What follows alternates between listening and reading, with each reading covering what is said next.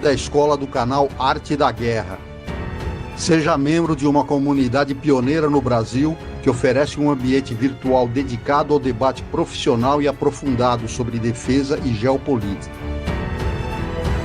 Assine agora, participe e diferencie-se nos debates sobre os desafios do mundo contemporâneo. Comunidade EADG, um espaço exclusivo para debates estratégicos. Olá, combatentes do canal Arte da Guerra, tudo tranquilo aí, pessoal? Gente, deixa eu falar uma coisa aqui para vocês. Ô, já está transmitindo aí no seu canal? Não, depois eu puxo ele e coloco lá. Tá bom. E deixa eu falar uma coisa para vocês, pessoal. Hoje nós estamos recebendo aqui dois convidados muito especiais, tá? O Hugo Albuquerque, ele já esteve aqui com a gente, acho que umas 2 vezes. O Ricardo também, você já conhece bastante do Fala Sério. O Hugo é um excelente articulista, pessoa que eu gosto de ouvir muito aí. A gente estava viajando junto, eu e o Ricardo, lá para Brasília, e ele lembrou, falou, cara, tá na hora da gente trazer o Hugo de novo pro canal. Eu falei, não, realmente, é que vocês sabem que a vida aqui é bastante corrida, tá? Mas é sempre um prazer receber. Eu peço para vocês, tá, que sigam as redes sociais do Hugo e se inscrevam no Fala Sério aí com o Ricardo Amadés, nosso parceiro aí na luta pela Vibraz. Então, amigos, sejam bem-vindos a bordo. E eu quero saber o seguinte, hoje foi um dia que a temperatura geopolítica está nas alturas com o caso Epstein, né? E como eu sei que você conhece demais esse assunto, eu queria que você esclarecesse a gente. Para onde que vai essa história toda? Trump cai dessa vez? Seja bem-vindo a bordo. Boa noite, Parinaso, Amadés, aqui é uma honra estar aqui no canal, com a Amadés aqui também. E o nosso público aqui nessa noite de quarta-feira, olha, isso foi surpreendente, né? Porque tinham várias pautas, eu até te falei antes, porque os democratas, eles têm muita bala na agulha em relação a esse caso sobre o Trump.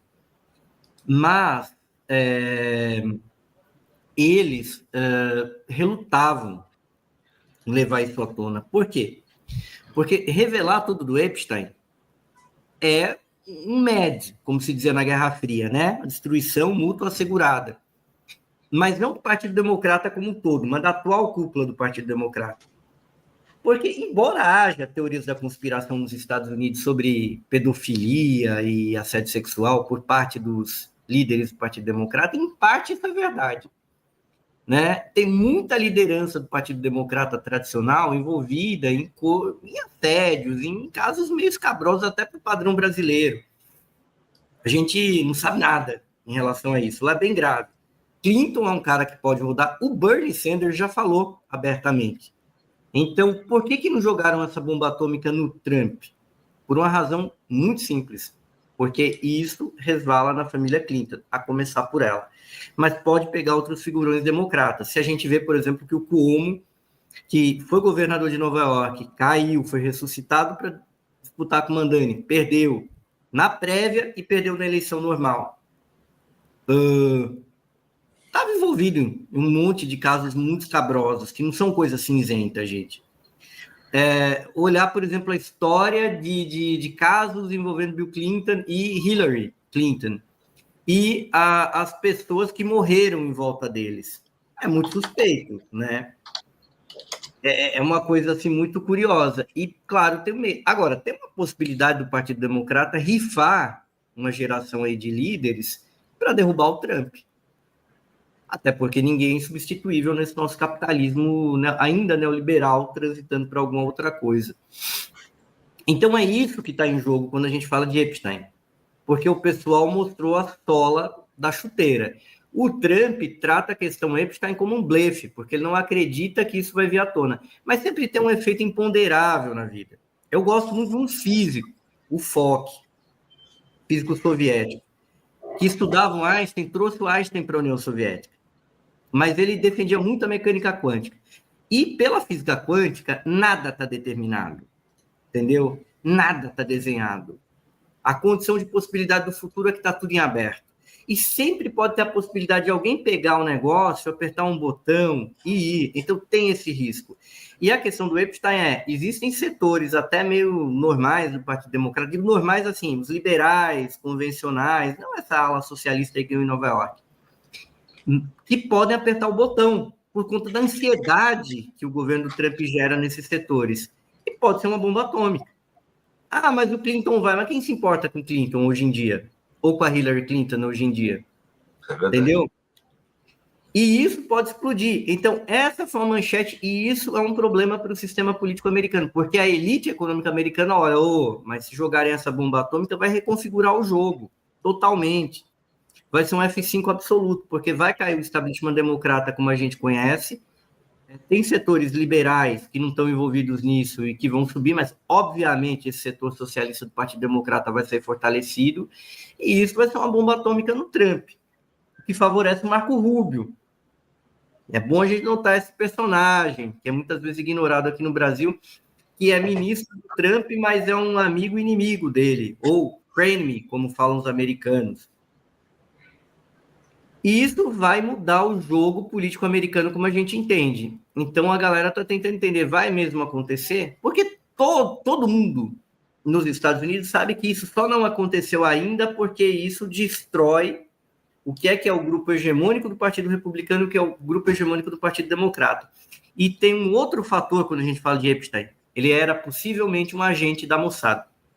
Israel não quer queimar esse cartucho, porque o grande ativo que Israel tem na política americana há muito tempo é o que o Epstein juntou em matéria de abuso sexual da elite política americana. É isso que Israel tem.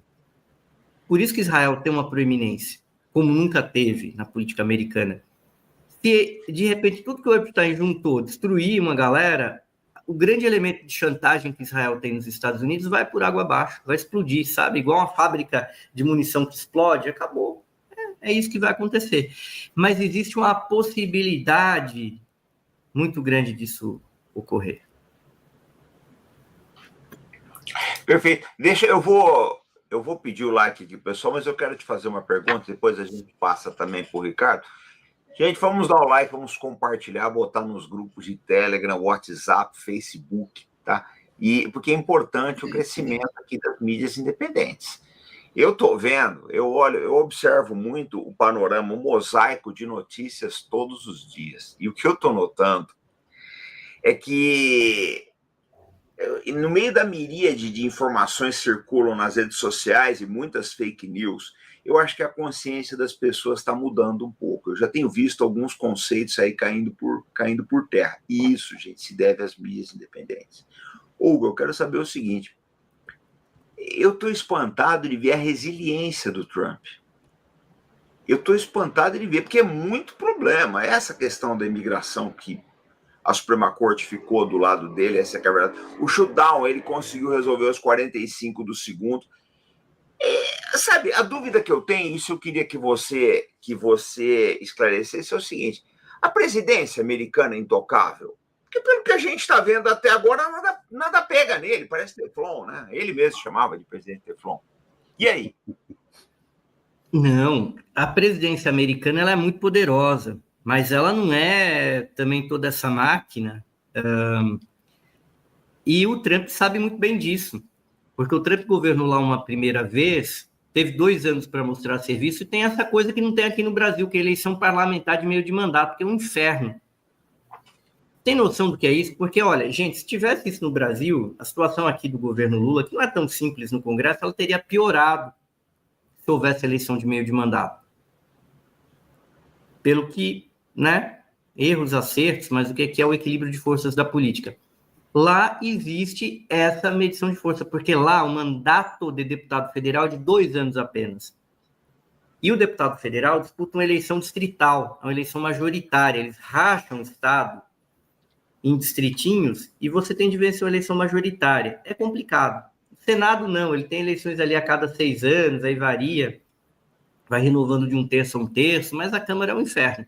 Então o presidente lá está com espada no pescoço. Porque se ele não consegue ir bem nos 2 primeiros anos, ele perde a eleição de meio de mandato e perde muito da capacidade dele governar. Foi nessa toada que o Trump perdeu em 2020, ele perdeu o controle do Congresso em 2018. E ele não conseguiu reagir, porque esse shutdown atual do Trump, Farinazzo, ele é muito negativo, porque ele está com maioria na Câmara e no Senado. Como é que diabos houve uma paralisação do governo federal? ele sofreu um shutdown no primeiro governo dele, mas quando tinha passado a eleição de meio de mandato, ele tinha perdido a maioria. Atualmente, ele não tinha maioria. Ele tem maioria. E ainda assim houve um shutdown. Como houve uma derrota no Senado em relação às tarifas contra o Brasil. Ele com maioria no Senado. Houve traição, então, voto republicano a favor do Brasil e contra ele. Então, existe uma resiliência, mas existe um nível aí de derrota que ele arcou com o shutdown. Ele poderia ter um shutdown se ele perder ali no ano que vem, e aí ter 2 anos aí como um pato manco. O Obama teve muita dificuldade, porque ele também perdeu a eleição de meio de mandato, mas era o Obama, com aquele carisma dele, foi empurrando e ganhou a reeleição com muita dificuldade, a gente não pode esquecer. E o Trump, ele tem um projeto, apesar da idade avançada, que é ele se reconduzir, ele tentar uma reeleição, ele tentar uma mudança no entendimento da Constituição americana sobre reeleição, ou cravar um filho como candidato a...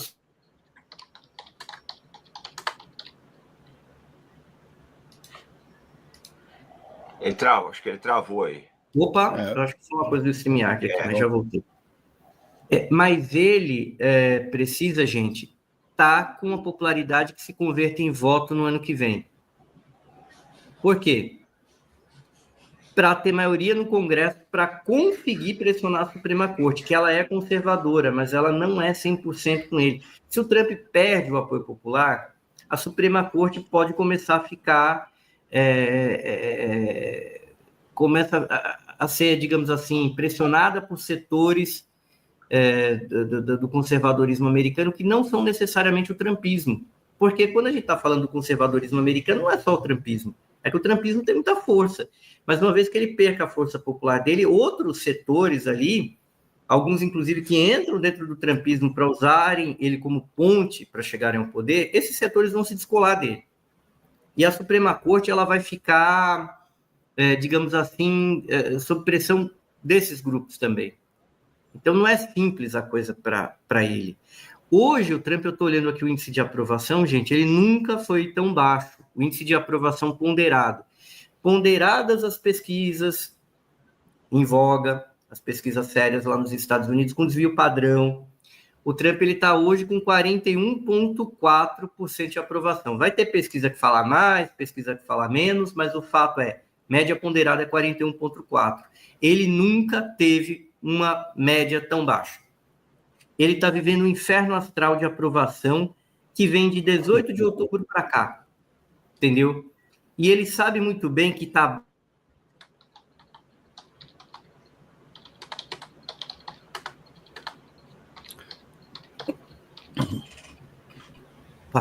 Espera aí, qualquer coisa eu troco a internet. Não, melhor você sair e entrar. Não, eu vou trocar a internet aqui, espera aí um pouquinho. Tá. Mas eu continuo falando até lá, só vai dar uma outra, mas... mas não vai ter problema não, no máximo vai ter mais uma dessa aqui. A grande questão é que ele não está bem. Ele tem uma resiliência, isso eu concordo, ele é um boxeador, né? Ele é um cara que tem essa capacidade, mas ele não está no momento bom do governo dele. Isso se expressou nessas eleições que aconteceram este ano. Foram eleições locais, eleições de segundo, terceiro nível, mas uma eleição importante na Califórnia. Aí todo mundo vai falar, pô, mas o Trump perde sempre na Califórnia, não importa. Na verdade, esse plebiscito que o governador da Califórnia chamou é sim importante. Eu vou explicar por quê, e pouca gente está olhando isso. Vou trocar aqui de internet, vai dar uma quedinha.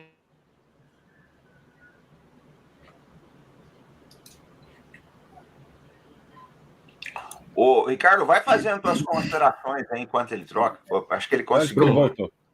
Foi rápido, não vou cair mais. Por que é importante a Califórnia? Porque no Texas, o governador, junto com a legislatura, que lá tem Senado Estadual, tem Assembleia Legislativa, eles mudaram a configuração eleitoral, que é uma coisa que a gente não entende aqui também, porque aqui não é desse jeito. Lá é diferente. Lá é diferente por quê? Porque, basicamente, eleição para deputado, você retalha o Estado, como eu falei inicialmente. Você muda o corte, é igual o corte de boi. Muda o corte, muda a qualidade da carne. Cada país corta de um jeito, é diferente. Você pode, hoje em dia, usando IA, escolher como você corta os distritos e favorecer um partido ou outro. Foi isso que os republicanos fizeram no Texas. E o governador da Califórnia ameaçou fazer o mesmo, ele poderia fazer legislativamente, porque os democratas dominam a política californiana, mas ele resolveu chamar uma votação, um plebiscito para fazer isso. E ele atraiu muita gente para votar. Gente, tal e qual uma eleição presidencial, uma eleição ao governo do estado, e as pessoas votaram a favor dele, a favor do Gavin Newsom. E o Newsom, que era um governador que estava impopular, né? Um governador que se elegeu, se reelegeu, mas que não estava bem. E ele está ganhando muita força em cima do quê? Da política anti-Trump, que bate muito forte na Califórnia. Isso é uma derrota dura, porque o que o Trump ia ganhar com a mudança dos distritos no Texas, ele vai perder com a mudança dos distritos na Califórnia, talvez perca até mais.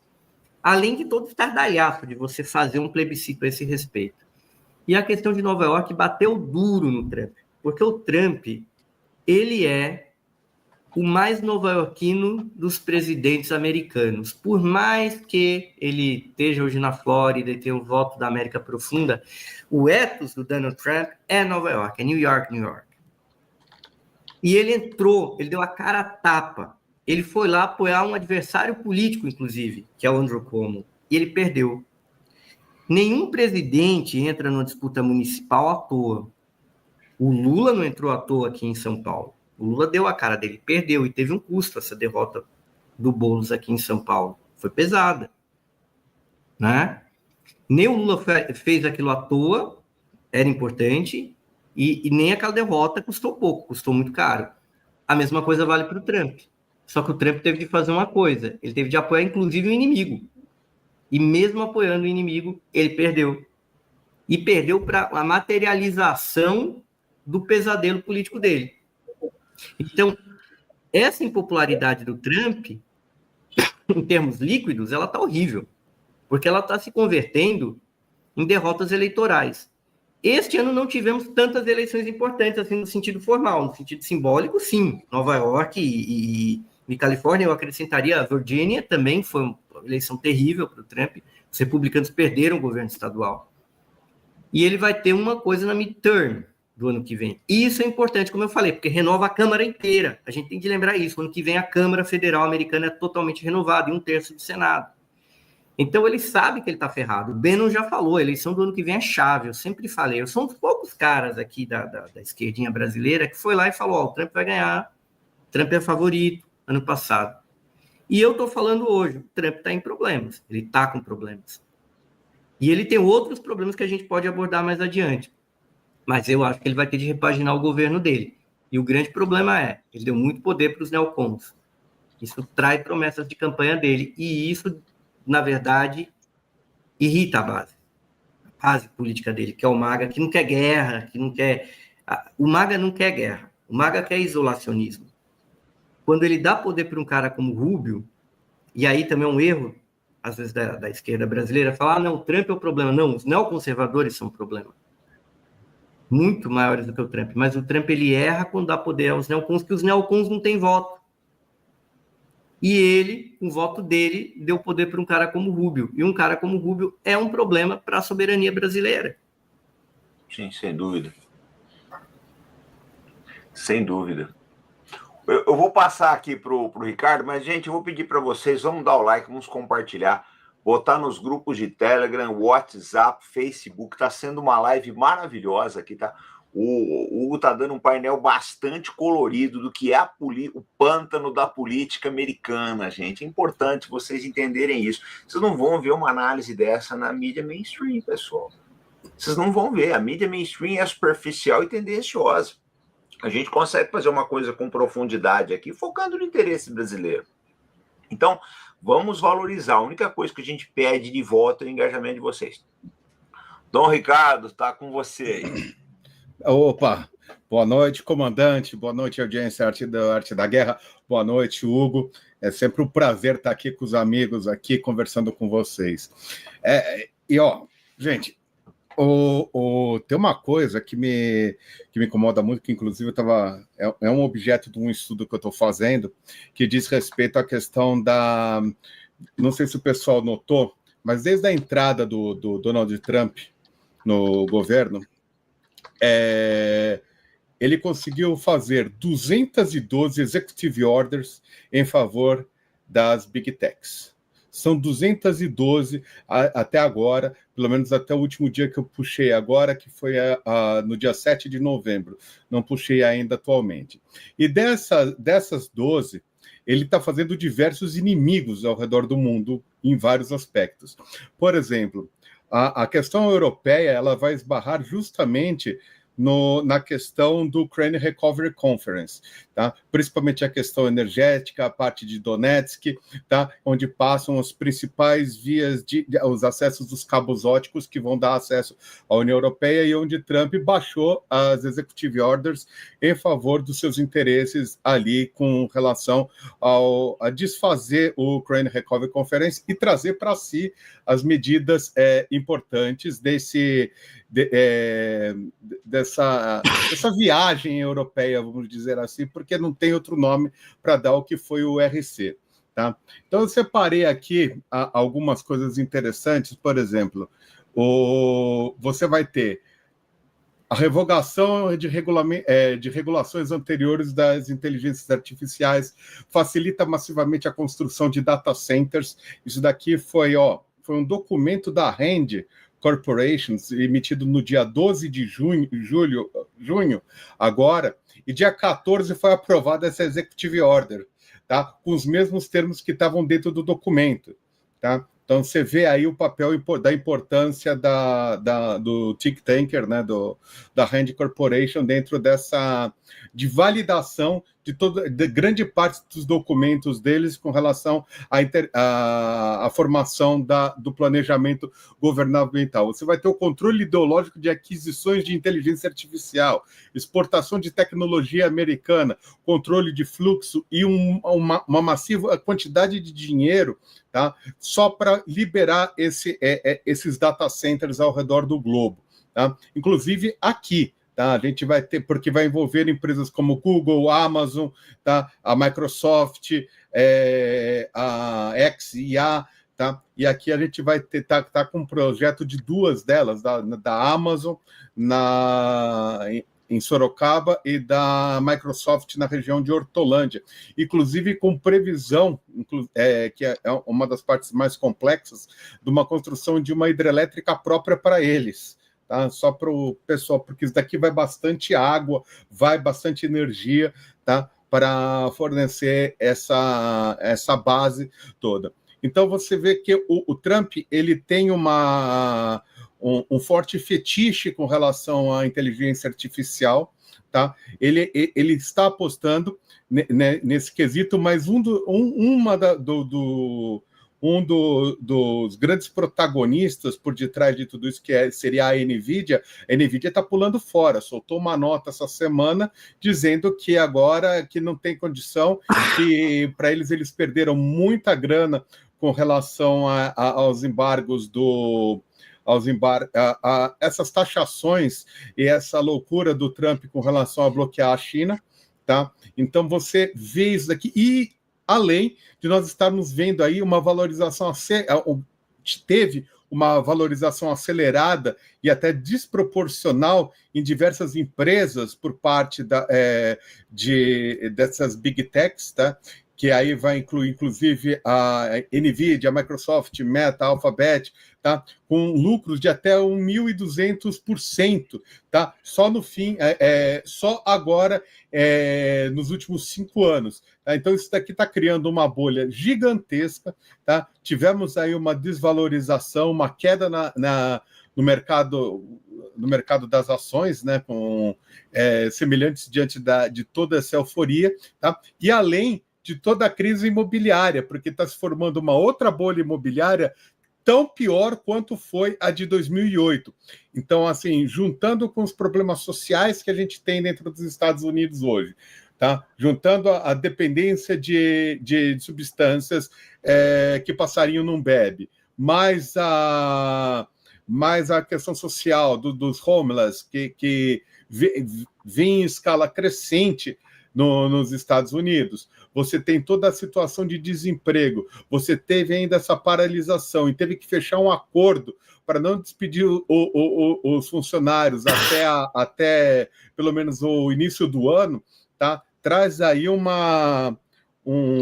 e aliados, obviamente, com tudo que o Hugo trouxe aí, isso daqui para mim demonstra uma crise monstruosa do poder hegemônico norte-americano, tá? Que se agrava a cada dia mais, e é aquele negócio, comandante Hugo, é um ponto sem retorno. Eu não estou vendo solução para aquilo lá, não, viu? Olha, duas coisas, vai, Ricardo. Vai lá. O pessoal está falando aqui até, Califórnia e Nova York, até teve alguém que comentou, Alexander, mas era esperável que os democratas ganhassem. Não é esse o ponto.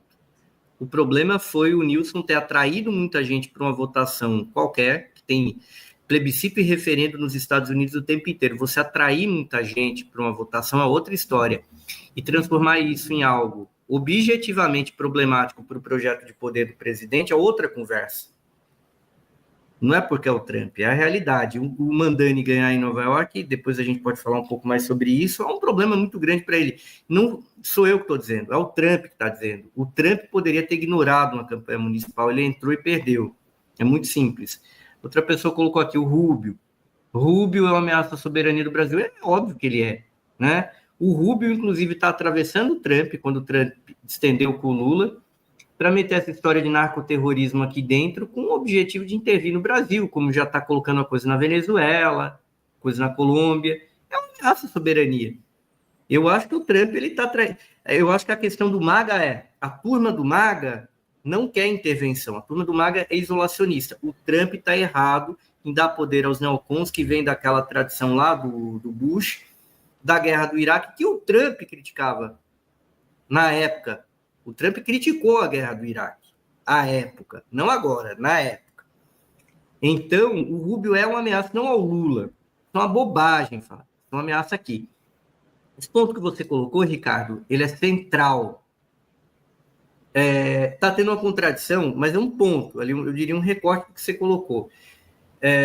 Que a NVIDIA, que é a fabricante de chips, que é a indústria, está em contradição com as Big Techs americanas. Por quê? Porque as Big Techs americanas estão querendo do Trump uma reserva de mercado. E qual reserva de mercado? Que o chip de alta tecnologia fabricado nos Estados Unidos vá só para ela e não para a China.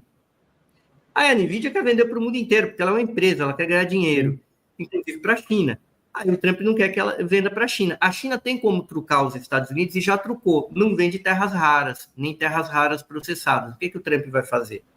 Então, claro, a China sofre um prejuízo, mas os Estados Unidos sofrem um grande prejuízo também. A NVIDIA, que não tem nada a ver com isso, que o CEO da NVIDIA é um taiwanês, que com certeza não é um admirador do governo e do regime chinês, ele está querendo vender o produto dele. Então, aí chega no ponto mais central do teu argumento, Ricardo, da tua questão. O Trump não tem a ver com indústria. Esse é o grande calcanhar de Aquiles dele. Sim. Ele tem a ver com o mercado financeiro, tem a ver com a coisa da IA. E a coisa da IA virou uma obsessão nos Estados Unidos, como foi a corrida espacial, mas com eles sentindo que podem perder a corrida da IA. Eles estão apressando demais isso. Eu escrevi sobre isso hoje. A gente não tem tecnologia para correr tanto com IA hoje em dia, porque a gente não tem hardware para bancar IA na velocidade que a galera quer, nem tecnologia energética para não correr muito com a IA e de repente você tem um treco que gasta tanta energia que cria um outro problema. A IA é maravilhosa, pode ter um ganho de produtividade para a economia mundial muito grande. Quem chegar primeiro, claro que vai ter uma vantagem, mas não adianta você correr com isso se você não tem produção energética na forma adequada e se você não tem hardware que consome pouca energia para você correr tanto. A China está correndo de uma maneira adequada e está indo com a IA de uma forma adequada, porque está conduzindo de uma maneira estatal. E ao conduzir de uma maneira estatal, a IA chinesa custa mais barato. O próprio Trump reconheceu, no ato de sincericídio, no começo desse mandato, que os chineses fizeram uma grande coisa ali com o DeepSeek. Por quê? Porque eles fizeram uma coisa mais eficiente, mais barata. Como ocorre também com armamento, como ocorre numa área que vocês entendem melhor do que eu, que é a indústria naval bélica. Por quê? Porque a China fabrica cada vez mais vasos de guerra em uma quantidade, uma velocidade até maior que os Estados Unidos, de uma forma mais barata, porque isso não está colocado esse lucro, que está ligado não com lucro, mas com renda na Bolsa de Valores. Então, há muita gente para receber dinheiro nos Estados Unidos e tudo fica caro. A questão da IA nos Estados Unidos é a mesma brincadeira, que ela é conduzida de uma maneira privada. E eles estão financiando a IA com o quê? Campanha digamos ali, de a gente comprar ação, seja um poupador privado, familiar, empresarial, ou os grandes fundos americanos e mundiais para bancar a IA. Hoje é negócio comprar ação de IA nos Estados Unidos? Não. É um negócio que, assim, no futuro vai ter uma alquimia aqui e essas galinhas que põem ovo vão botar ovo de ouro. Aí a galera tá pagando caro pela ação da granja da galinha, porque no futuro a galinha vai começar a colocar ovo de ouro. Se a galinha começar a colocar ovo de bronze ou de prata, já tá bom. Mas o ponto é, por enquanto, o ovo é ovo. Então, tem muita gente apostando na capacidade dos Estados Unidos de chegarem na frente da IA. Ou puxarem a escada da China. Mas se os Estados Unidos não se mostrarem capazes de chegar na frente da China, ou de puxar o tapete e impedir que a China chegue lá, eles vão ter um problema. Mas está acontecendo uma contradição nos Estados Unidos, que a indústria, quem fabrica o chip que tanca, que é suficiente para mover, para funcionar a IA, esse pessoal tá pé da vida, porque esse pessoal quer ganhar dinheiro, esse pessoal quer vender para... É o caso da Intel. O inteiro que teve. Se o Brasil desenvolver um IA, o cara da NVIDIA quer vender aqui, pô. Quer fazer dinheiro. Sim. E a NVIDIA é uma empresa que custa caro. Se você ferra com a NVIDIA, tem um impacto na Bolsa de Valores. E o cara da NVIDIA falou lá, no The Economist, o Trump ficou pé da vida, o governo americano entrou, foi jogar pesado com ele, fez ele voltar atrás de uma declaração de que a China estava na frente da IA, mas até aí tinha acontecido uma bomba. Mas por que o cara da NVIDIA falou isso? Porque ele não quer ficar na dependência, esperar se o Sam Altman ou se o Peter Thiel, eles vão chegar na frente, entendeu? Porque ele não tem garantia disso. Ele não tem garantia disso. Se ele não tem garantia, ele não pode amarrar o sucesso da empresa dele a um sucesso duvidoso de um cartel de empresas ali, que ele sabe que os caras são picareta, pô. Sim. Entendeu?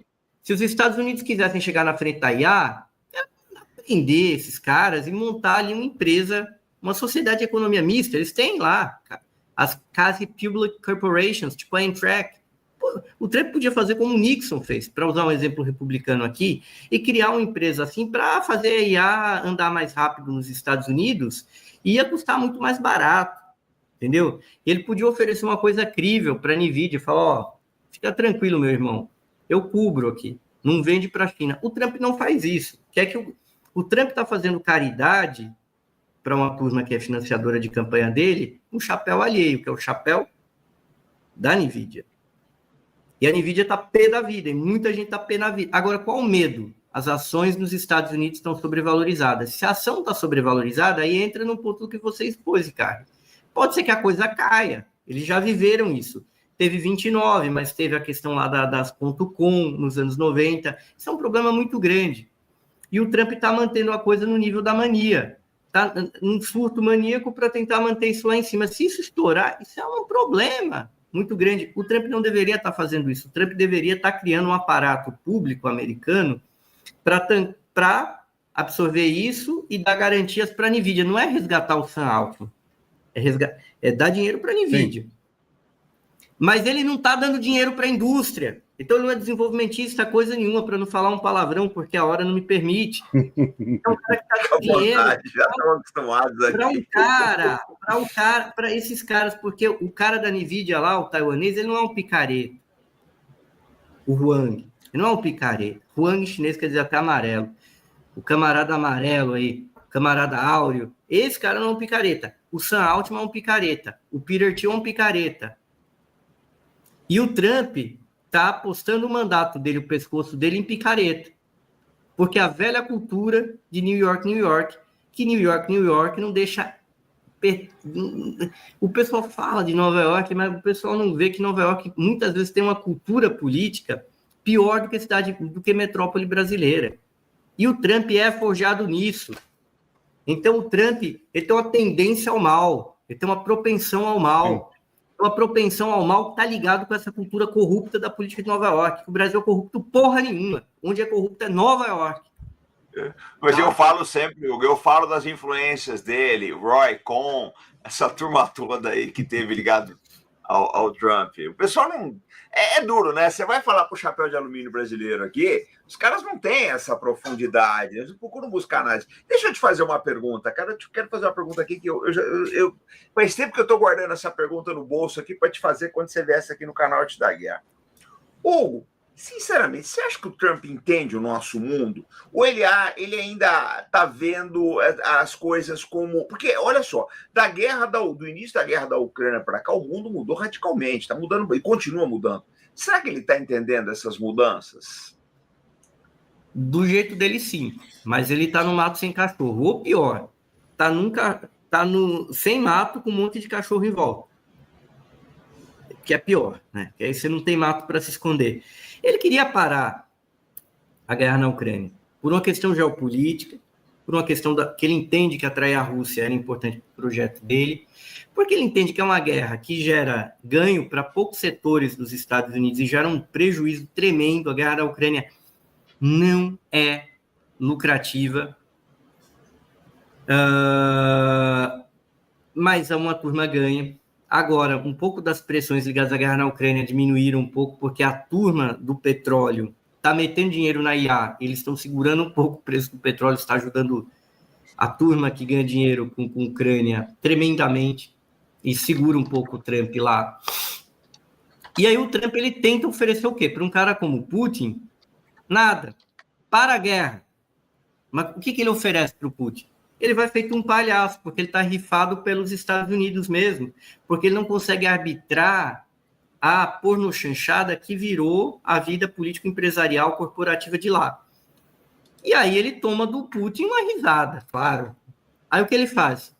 Ele solta um pouco a coleira do Rubio, que é um adversário dele, e o Rubio aponta as armas para a Venezuela para ele ter um instrumento de chantagem. O Trump está sendo pressionado a autorizar um ataque à Venezuela, mas ele não autoriza, segundo se coloca. O Rubio coloca na mídia americana que ele vai atacar a Venezuela. Mas é um vazamento. Aí depois a Casa Branca tem que soltar outro vazamento contraditório falando que não é bem assim.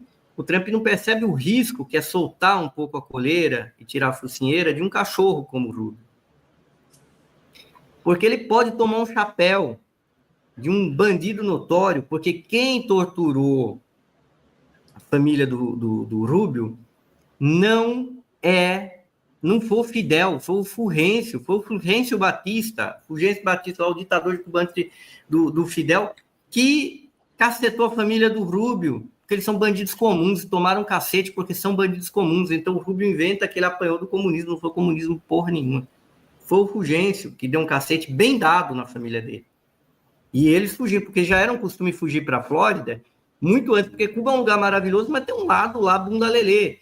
E já na época do Fulgêncio, a galera fugia para a Flórida quando o pau comia lá em Cuba. Aliás, a grande migração cubana ocorre em 56, né? Antes mesmo da Revolução Cubana, que é em 59. Você vai levantar esses dados... E o Rubio inventa, ele conta para todo mundo, como a galera é meio tantando as ideias nos Estados Unidos, o pessoal acredita que ele fugiu do Fidel, não é nada disso, que a família dele fugiu do Fidel, porcaria nenhuma. E aí o Trump, ele tá... Agora, por que diabos o Trump me nomeia uma figura como o Rubio, não um cara orgânico do MAGA como o Grenell, gente? Porque ele está um pouco refém disso, porque o Trump nunca teve tão bem de voto e está com maioria em tudo, mas ao mesmo tempo ele está fraco institucionalmente, porque isso ensina o que é a política. Política não é maioria. Política é minoria que domina.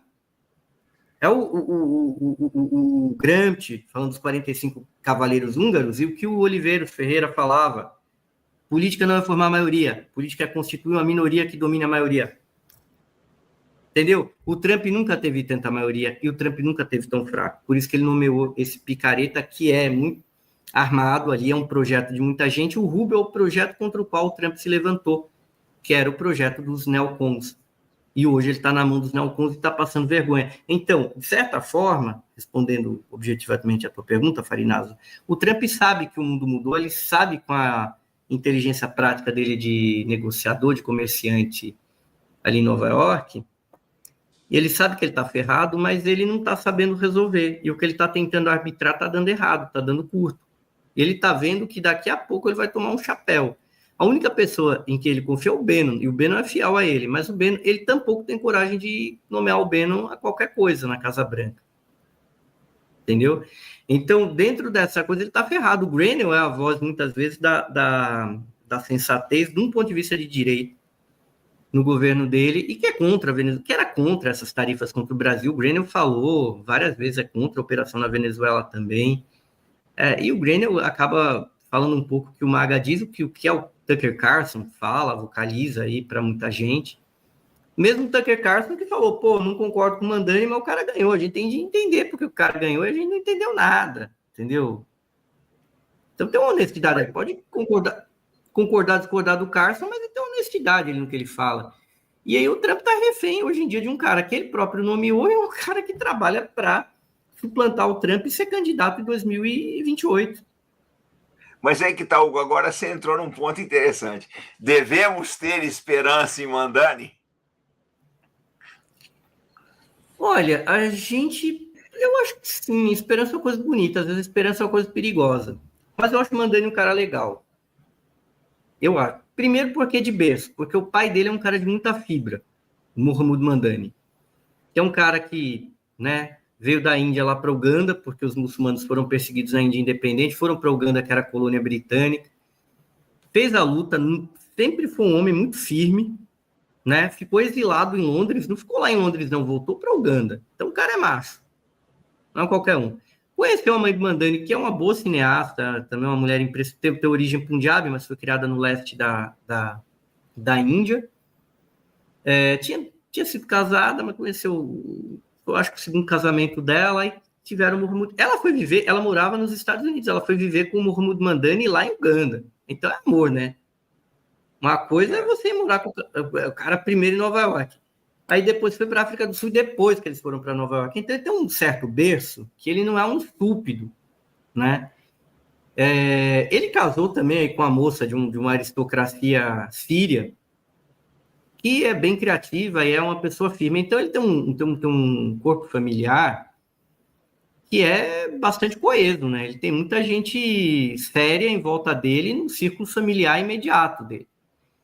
E ele é um menino carismático, criativo, que entrou nessa coisa dos socialistas democráticos, né, socialistas democratas, mas ele é um pouco melhor que o Bernie, que a AOC. De certa forma, eu suponho que ele teve apoio para ser prefeito de Nova York, porque não nasceu nos Estados Unidos e não pode ser candidato a presidente americano. Se Mandani tivesse nascido nos Estados Unidos, ele poderia ser candidato a presidente. E eu acho que ele não teria apoio. Porque um cara como ele, que debate como ele, que tem um carisma como ele, e tem posições boas, tem posições ruins também, mas tem posições muito boas em geral, ele não seria apoiado. Entendeu? Porque teria o risco dele cortar o caminho. Porque o que é o projeto do campo majoritário do DSA? É a OC brigar na próxima primária para ser vice do Nilson. Esse que é o projeto. A OC está léguas à direita do Mandani, no sentido ruim.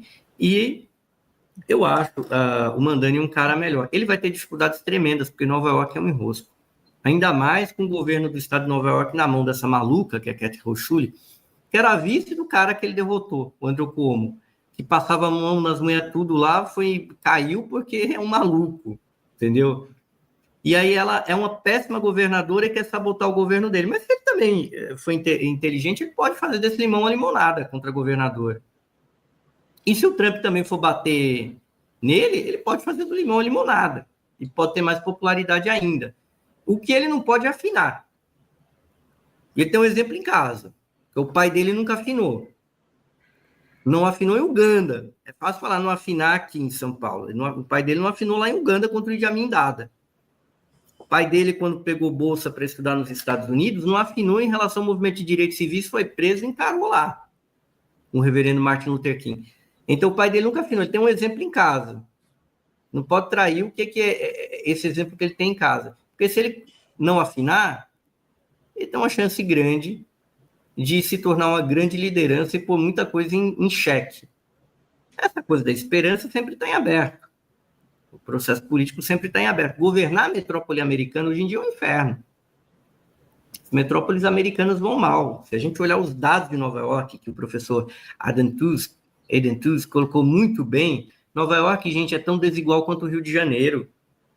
Nova York tem 123 bilionários, 28 mil milionários. Nova York perdeu entre 600 e 800 mil habitantes que foram embora porque não bancam o custo de vida atual.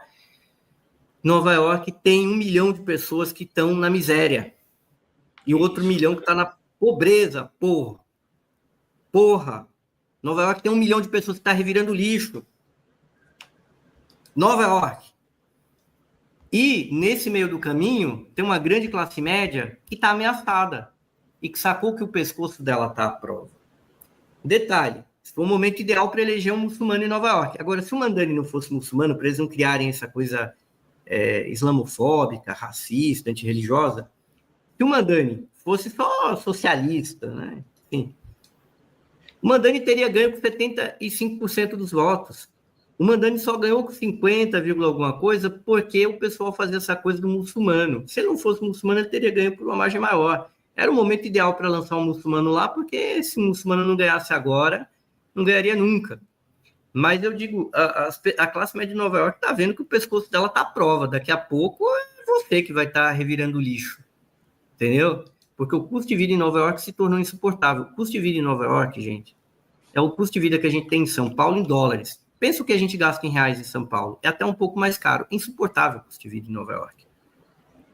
Então, todo mundo fica muito ansioso. Por que diabos as pessoas foram eleger o Mamdani? Por isso.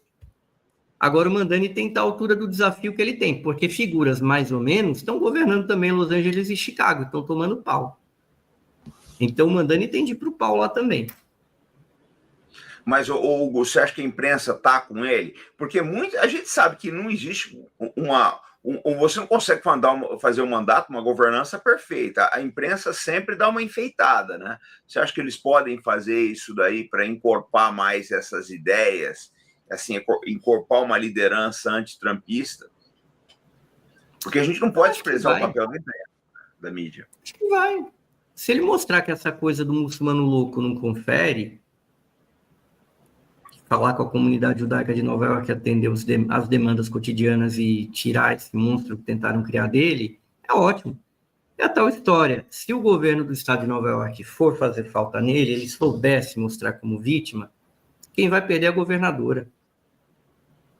E o Trump também.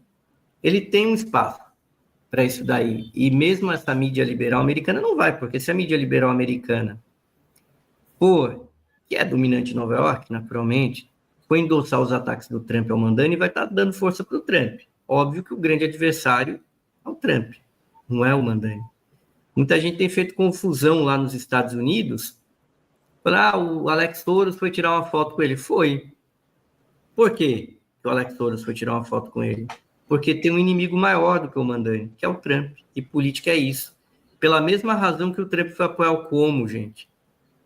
Por que o Trump apoiou o Cuomo? Porque o Trump não tinha como bancar um candidato dele e teve de pegar um cara que está no centro-direita, mas que é um adversário. Então, isso que é um fator. Então, nesse sentido, o Mamdani ele tem um espaço de manobra, né? E tem uma inteligência política ali em volta dele. Agora, o que ele vai precisar ter para dar certa firmeza, isso depende dele, não da minha opinião. Perfeito. Eu vou passar para o Ricardo. Gente, vamos dar o like, vamos compartilhar, botar nos grupos de Telegram, WhatsApp, Facebook, que é importante para o crescimento das mídias independentes, tá? Vocês não têm ideia do estrago que as mídias independentes estão fazendo hoje em dia. Eu vejo muita gente aí que antes criticava, mas que começou a ver que as ideias que circulam nas mídias independentes, elas fazem sentido. Agora, depende de vocês, pessoal. Depende completamente de vocês. Pelo YouTube, a coisa fica difícil de crescer. Se vocês se engajarem, se vocês compartilharem, se vocês se inscreverem, o carro anda. Do contrário, pessoal, eu acho que mais do que fazer um programa comercial, o que a gente procura fazer é criar consciência. Eu acho que, olha, não existe nenhum produtor de conteúdo independente que, no fundo, não tem essa vontade de criar uma consciência aí, uma sociedade melhor. Obrigado, com você aí, camarada. Perfeito. Inclusive, sempre ressaltando para o pessoal depois acessar embaixo da sua descrição, que tem aqui os canais e as mídias independentes vão muito mais além apenas de comunicação, e o pessoal precisa apoiar também, porque não adianta nada o pessoal falar aqui e o pessoal fica parado, né, não se movendo. Inclusive, estava vendo aí grandes movimentações, o comandante, com relação à Vibras, o pessoal do Brasil Grande está de parabéns com a iniciativa que eles tomaram, o pessoal do Miguel Brito, tá? O pessoalzinho lá também está de parabéns com a iniciativa, tá? E é isso, sabe, gente? Agora, uma coisa que é interessante que a gente tem que ter em mente, que sempre me questionam, né? Ah, mas o mundo está mudando e tudo mais, e tem que entregar tudo para a China? De jeito nenhum, gente. De jeito nenhum, tá? O Brasil ele só tem que realmente começar a desenvolver, sabe? A se desenvolver com a sua própria tecnologia e realmente... Outro dia estava me questionando sobre o Brasil ele tem que entregar a coleira para a China? Não tem que entregar a coleira, mas ele pode, tá, fazer com que esses investimentos cheguem ao Brasil, tá, e fazendo com que a gente aprenda com a linha tecnológica. Por exemplo, comandante, não sei se você chegou a ver, agora dia 22 a Pion Labs vai estar junto com o pessoal lá na Pion Labs, que a gente conversou com eles há um ano atrás, não sei se você se lembra, com o Calvi, vai estar envolvido lá com a Pion BR2 no lançamento junto com o pessoal da Coreia do Sul, lá na base de Alcântara, tá? Que vai ter o lançamento agora do foguete. Então, isso daqui são coisas que têm acontecido e que são interessantes em vários estágios dentro do Brasil e dentro dessa própria mudança de ordem e o questionamento do poder hegemônico. Estamos fazendo o nosso papel? Acredito que sim. Eu acredito que o Brasil está fazendo o seu papel dentro dessa questão. Agora, ainda vai ter muita resistência, tá? Principalmente por parte dos Estados Unidos, tá? Com relação a tentar manter a linha de influência aqui na América do Sul, tá? A gente tem que virar e tem que, sabe, pessoal, é preciso,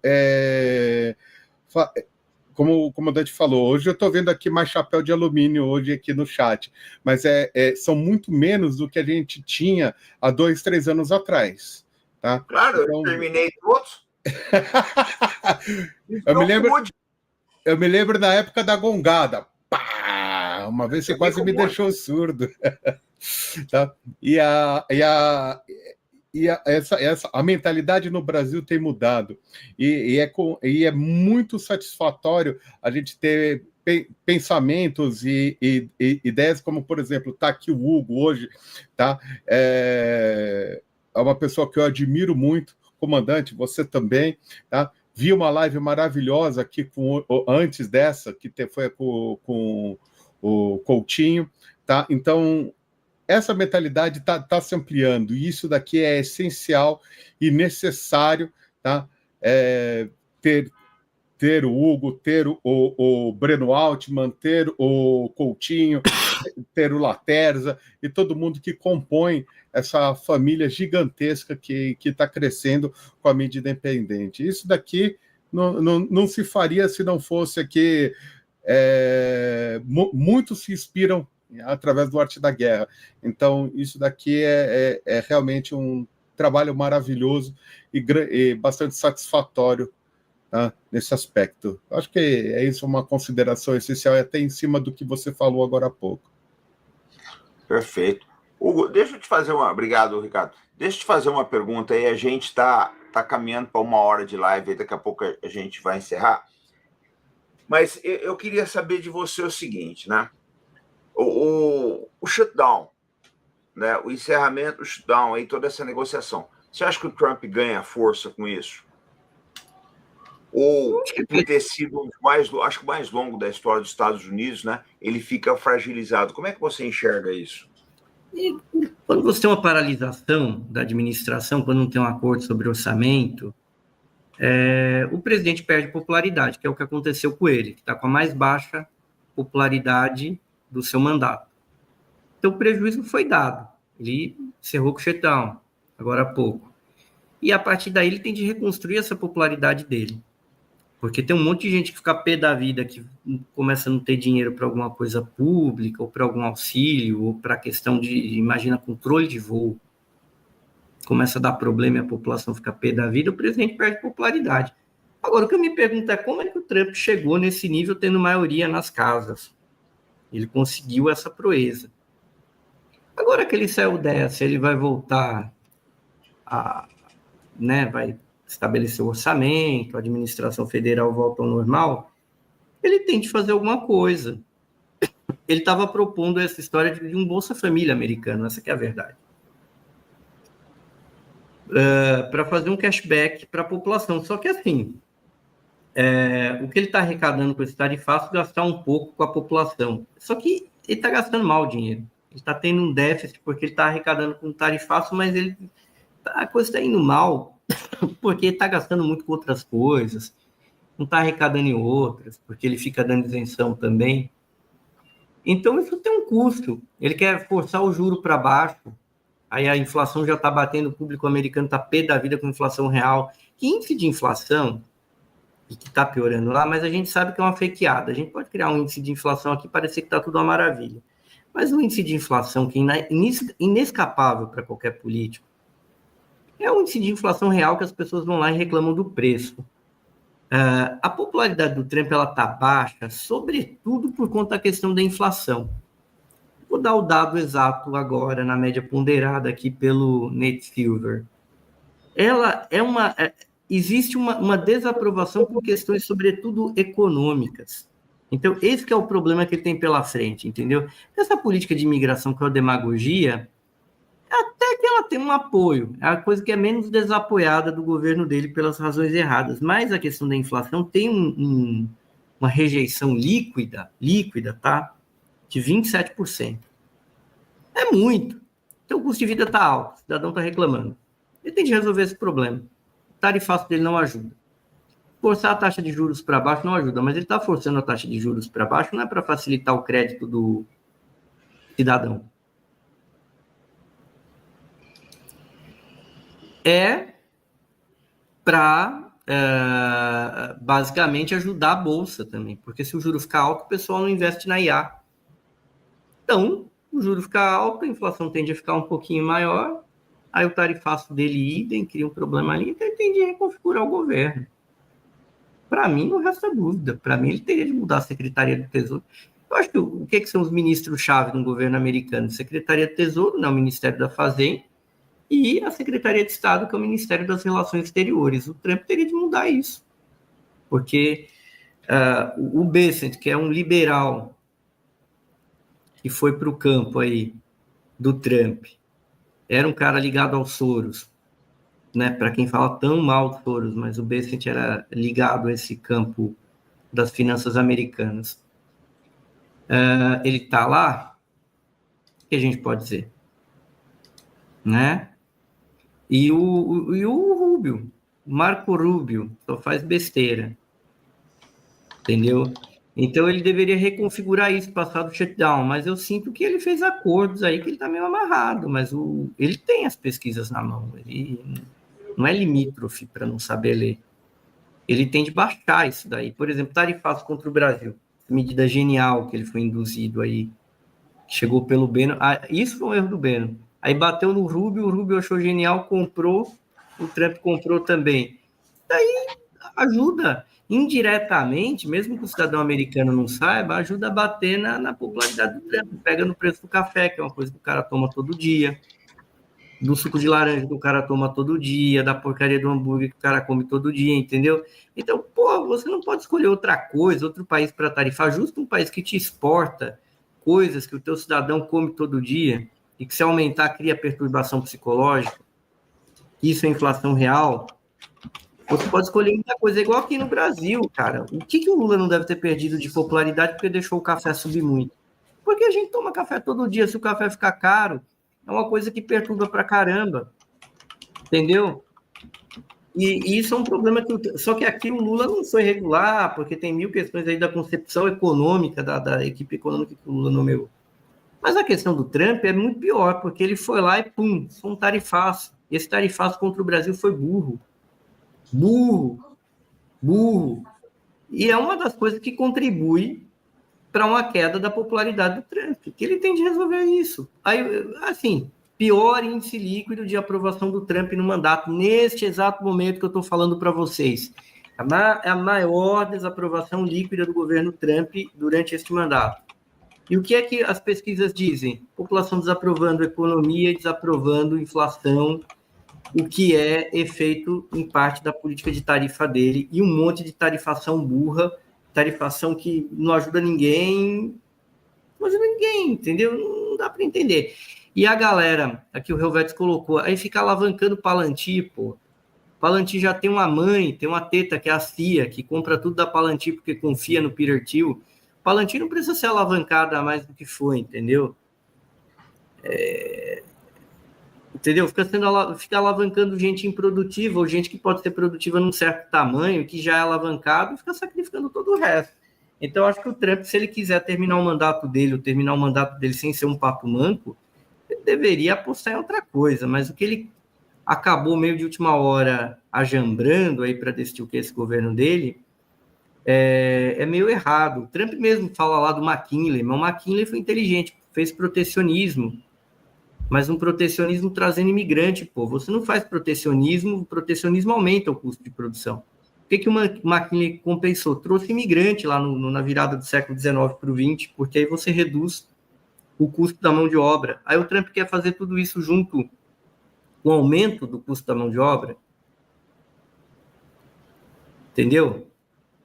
Se eu pudesse aconselhar o Trump a uma coisa, era mandar esses caras para o raio que o parta, criar uma Amtrak da IA, entendeu? E partir para o desenvolvimentismo. Só que o Trump, olha a bobagem do Trump. O Trump podia ser um desenvolvimentista e bem, mas ele bate no cara que ele devia proteger, que é a NVIDIA, e ele protege um bando de velho da Avon. Isso é menos inteligente do que o Bolsonaro fez aqui. Se essa bolha estourar, ele tá ferrado. Ele tá ferrado, porque vão botar a culpa nele. Aí vão acusar ele até do que ele não fez. E aí vai ter um negócio meio imponderável. Eu vi um caso, não sei em que estado que foi, mas 2 garotos mesmo na faixa de 20 anos, que venderam mais de 120 milhões de dólares em drones para o exército americano. Olha, quando a gente vê um negócio desse, a gente sabe que tem coisa errada, né?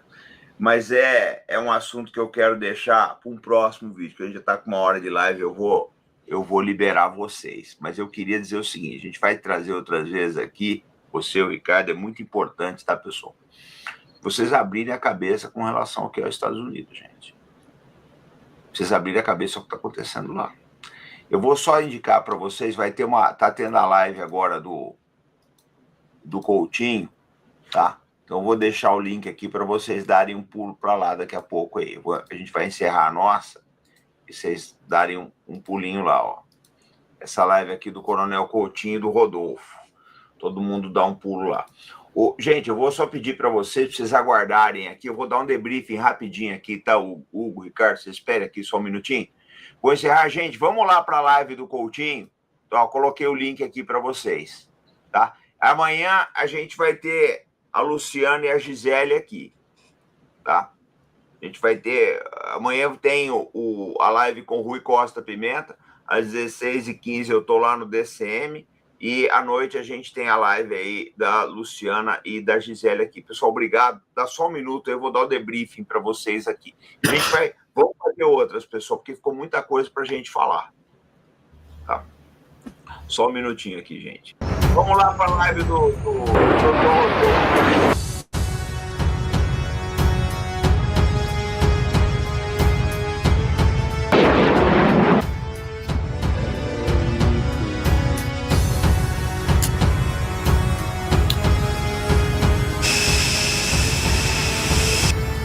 Chega lá, dá o like lá na live do Dr. Rodolfo, o link aqui pra vocês. Vamos dar aquela força lá pra ele. Já chega marcando o Arte da Guerra lá.